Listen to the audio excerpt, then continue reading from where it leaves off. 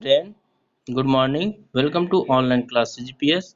तो बच्चों, आज जो है हम कक्षा 12वीं में अर्थशास्त्र का जो प्रश्न उत्तर पढ़ है उसमें का 6वें भाग में दीर्घ उत्तरीय प्रश्नों पर ध्यान देंगे। चलिए स्टार्ट करते हैं। प्रश्न नंबर फर्स्ट है, मांग के नियम के लागू होने के 5 कारण। तो किस कारण से होते हैं नियम, इसमें बताया गया है। मांग वक्र का ढाल नीचे की ओर क्यों होता है, इसके बारे में बताया गया है। स्टार्ट करते हैं बच्चों। पहला जो दिया है सीमांत उपयोगिता ह्रास नियम। तो इससे समझ आता है आपकी हम किस प्रकार से इसमें उपयोगिता ह्रास जो है एक समय तक के बाद क्या होता है, घटने लगता है। तो इसी के बारे में बताया गया। मांग का नियम सीमांत उपयोगिता ह्रास नियम पर आधारित है। सीमांत उपयोगिता ह्रास नियम के कारण उपभोक्ता कम कीमत पर वस्तु की अधिक मांग और अधिक कीमत पर वस्तु की कम मांग करता है। दूसरा है मूल्य का प्रभाव। मूल्य पर प्रभाव या मूल्य का प्रभाव। वस्तु के मूल्य में कमी या वृद्धि होने से उस वस्तु की मांग में वृद्धि या कमी होती है।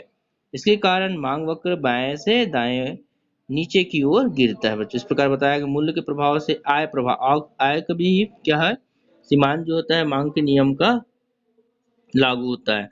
तो कीमत में कमी के कारण उपभोक्ता की वास्तविक आय में वृद्धि हो जाती है, अतः वह कम कीमत पर अधिक मात्रा में वस्तु क्रय करता है। ऊंची कीमत होने पर वास्तविक आय में कमी हो जाएगी, इसीलिए वह कम मात्रा में वस्तु क्रय करेगा। तो यहाँ पर बताया बच्चों, बताया गया है कि कीमत में अगर कमी होता है तो उसमें आय में वृद्धि होगा, है ना। आय में कमी होगा तो वस्तु में जो बताया गया उसमें मात्रा में अधिक प्रभाव पड़ेगा। अगला है प्रतिस्थापन प्रभाव। जब किसी वस्तु की कीमत में कमी आती है तो तो वह अन्य वस्तुओं के मुकाबले में सस्ती हो जाती है। इस कारण उपभोक्ता अन्य वस्तु के स्थान पर इस सस्ती वस्तु को खरीदना पसंद करेगा, क्योंकि उनके बदले दूसरा वस्तु उपलब्ध है बच्चों। अगला है वस्तु के वैकल्पिक प्रयोग। मतलब यहाँ पर बताया गया एक से अनेक उपयोग किए जा सकते हैं, पर वस्तुओं के वैकल्पिक प्रयोग होने के कारण भी वस्तु की कीमत घटने पर उस वस्तु की विभिन्न प्रयोगों में मांग बढ़ जाती है तथा वस्तु की कीमत में वृद्धि होने पर मांग घट जाती है। तो अगला देखते हैं बच्चों, यहाँ पर मांग के जो है नियम के कोई 5 अपवादों को लिखिए। यहाँ पर 5 अपवाद बताया गया बच्चों यहाँ पर। तो पहला इसमें देखते हैं, गिफिन वस्तुएं। ऐसी वस्तु की कीमत कम हो जाए तो उपभोक्ता उस वस्तु की ही मांग घटा देता है और उसे उससे जो धनराशि उसके पास बच जाती है उसको श्रेष्ठ वस्तु पर खर्च कर देता है। इसे गिपिन का विरोधाभास कहा जाता है। इसका अर्थ ऐसा है बच्चों, यहाँ पर बताया गया है ऐसी वस्तु की कीमत कम हो जाए जो उपभोक्ता की वस्तु की मांग घटा देते हैं। मतलब जो वस्तु वो उपयोग में नहीं है उसकी मांग को घटा देता है। यहाँ पर ऐसा बताया गया, यहाँ पर जिसको गिफ्टिंग कहते हैं, जिसमें बताया गया उससे जो धन राशि उस पर बचत हो जाता है, मतलब वहाँ पर। तो अगला देखें, अज्ञानता प्रभाव। मतलब अज्ञानता के कारण भी क्या होता है, यहाँ पर प्रभावित करता है। अज्ञानता के कारण भी वस्तु के मूल्यों में बढ़ोतरी होने पर उसकी मांग बढ़ जाती है और मूल्यों में कमी होने पर वस्तु की मांग कम हो जाती है। ये सभी लोग जानते हैं। वस्तु की दुर्लभता मतलब कम मात्रा में मिलना, तो ऐसे वस्तु की मांग क्या हो जाएगा, बढ़ जाता है। यहाँ पर कीमत उसमें, यदि उपभोक्ता को किसी वस्तु के भविष्य में दुर्लभ हो जाने की आशंका है तो कीमत के बढ़ने जाने पर उसकी मांग जो है बढ़ जाएगी। जैसे खाड़ी युद्ध के कारण तेल व खदानों के संबंध में यह बात सिद्ध हो चुकी है। रुचि और फैशन में परिवर्तन। उपभोक्ताओं की रुचि व तथा फैशन में परिवर्तन के फलस्वरूप वस्तुओं की मांग में भी परिवर्तन हो जाता है।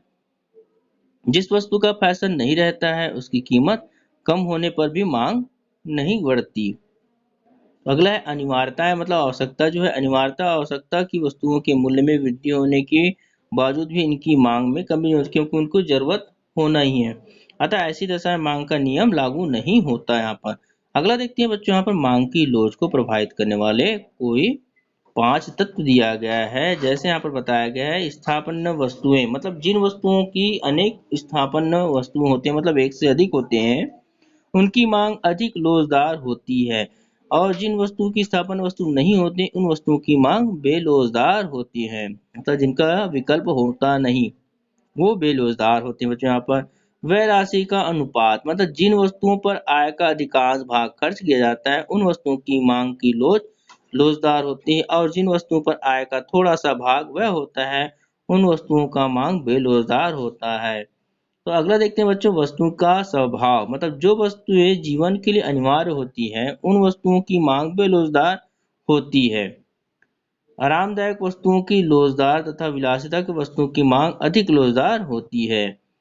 अगला देखिए बताया गया यहाँ पर वस्तुओं के उपभोग को स्थगित करने की संभावना, मतलब जिन वस्तुओं के उपभोग को थोड़े समय के लिए टाला जा सकता है उन वस्तुओं की मांग लोचदार होती है, जबकि जिन उन वस्तुओं की मांग बेलोचदार होती है जिनके उपभोग को स्थगित नहीं किया जा सकता, चलते रहते हैं, आपको बताया गया ना। पांचवा है वस्तु के वैकल्पिक उपयोग, यदि किसी वस्तु में एक से अनेक उपयोग हो सकते हैं तो उनकी मांग लोचदार होगी, जैसे बिजली बताया गया। अगला देखेंगे बच्चों यहाँ पर जो बताया गया आपको मांग को प्रभावित करने वाले कोई 5 तत्व लिखे, यहाँ पर भी बताया गया। यहाँ पर जो इससे पहले पढ़े थे मांग की जो है मांग की लोच को प्रभावित करने वाला, यहाँ पर जो है मांग को प्रभावित करने वाला है ना। तो मांग को प्रभावित करने वाले प्रमुख तत्व निम्नलिखित। पहला, उपभोक्ता की आय। मांग को प्रभावित करने वाले प्रमुख वस्तु जो है प्रमुख बात उपभोक्ता की आय है। आय के बढ़ने से क्रय शक्ति बढ़ती है, अतः क्रय शक्ति के बढ़ने घटने पर मांग भी घटती बढ़ती, मतलब जैसे उनके आय का इनकम होता है बच्चों ऐसे से घटते हैं और बढ़ते हैं। यहाँ धन का वितरण, जैसे धन के वितरण का भी मांग पर प्रभाव पड़ता है। यदि धन का वितरण समान है तो मांग भी बढ़ेगा, अन्यथा मांग में कमी हो जाएगा। उपभोक्ता की रुचि, मतलब मांग में पर उपभोक्ताओं की रुचि का भी प्रभाव पड़ता है। जिन वस्तुओं के उपभोग के प्रति उपभोक्ता की रुचि बढ़ेगा, जिन वस्तुओं का फैशन बढ़ेगा, उन वस्तुओं की मांग उत्तरोत्तर जो है बढ़ेगी। भौगोलिक वातावरण, जैसे भौगोलिक वातावरण विशेषकर जलवायु का प्रभाव मांग पर प्रभाव पड़ता है। जैसे गर्मियों की अपेक्षा जाड़ों में क्या होता है, गर्म कपड़े, गर्म खाना, गर्म पेय आदि की मांग बढ़ना।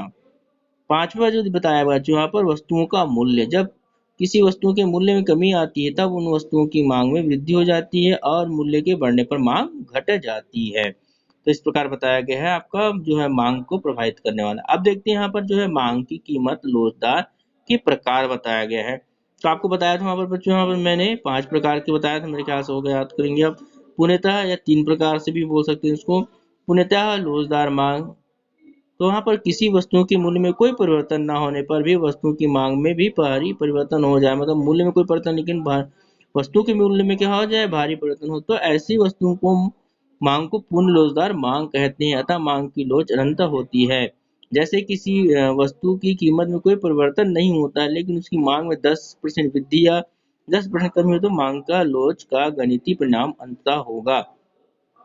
अब आ देखते हैं यहाँ पर अधिक लोचदार मांग, जब किसी वस्तु की मांगी गई मात्रा में परिवर्तन हो रहा है, मतलब उसके मूल्य में परिवर्तन की तुलना में अधिक अनुपात में हो रहा है, तब उस वस्तु की मांग की लोच अधिक लोचदार होती है। उदाहरण के लिए देख लीजिए, यहाँ पर किसी वस्तु की कीमत में 10% कमी आने पर उस वस्तु की मांग में 20% वृद्धि हो जाती है, तो ऐसे वस्तु की मांग की लोच अधिक लोचदार होती है। लोचदार मांग, जब किसी वस्तु की मांग में परिवर्तन ठीक उसी अनुपात में होता है जिस अनुपात में मूल्य परिवर्तन होता है, ऐसी वस्तु की मांग लोचदार मांग कहते हैं। उदाहरण के लिए किसी वस्तु के मूल्य में 25% वृद्धि होने पर वस्तु की मांग में 25% कमी हो जाती है, तो मांग की लोच लोचदार कही जाएगी। आरामदायक आवश्यकता की वस्तु की मांग लोचदार होती है। चौथा देखेंगे बच्चों यहाँ पर बेलोचदार मांग, जिस अनुपात में मूल्य में परिवर्तन होता है उसकी तुलना में वस्तु की मांग में कमी या कम अनुपात में परिवर्तन होता है, तो वस्तु की मांग बेलोचदार कहलाती है। जैसे उदाहरण के देख सकते हैं, यदि वस्तु की मूल्य में 25% वृद्धि होने पर वस्तु की मांग में केवल 5% कमी आती है, तो मांग में बेलोचदार या लोचदार इकाई से कम होगी। अनिवार्य आवश्यकता की वस्तु की मांग बेलोचदार होती है। अगर बताया था हमें 5 बच्चों आपको, तो पूर्णतः बेलोचदार मांग, जब किसी वस्तु के मूल्य में बहुत अधिक परिवर्तन होने पर भी उसकी मांग में कोई परिवर्तन नहीं होता है, तब ऐसी वस्तुओं की मांग को पूर्णतः बेलोचदार मांग कहते हैं। इस प्रकार की वस्तुओं की मांग की लोच शून्य के बराबर होती है, तो ऐसी वस्तुओं की मांग रेखा के आधार पर एक लंब के समान होता है। तो अगला देखते हैं यहाँ पर बच्चों बताया गया है,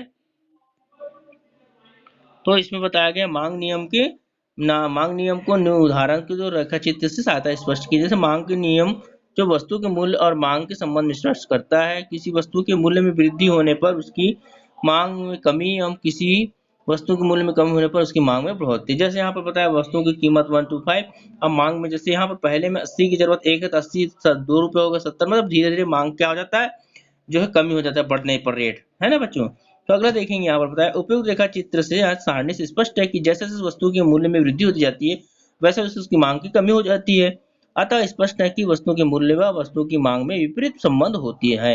यह होता है जब वस्तु का मूल्य 1 रुपये प्रति इकाई हो तो वस्तु की 80 इकाई की मांग बढ़ जाती है। वस्तु का मूल्य बढ़ने पर 3, 4, 5 उसकी मांग भी 70, 60, 50 कम हो जाएगी। तो रेखाचित्र द्वारा स्पष्ट आप देख सकते हैं, यहाँ पर बच्चे दिया गया है। तो रेखाचित्र स्पष्ट है कि डी मांग मतलब देशा निर्देशांक में मांग रेखा ऊपर से नीचे की ओर गिरती हुई होती है, जो स्पष्ट करती है कि वस्तु के कीमत के बढ़ने पर उसकी मांग में कमी हो जाती है।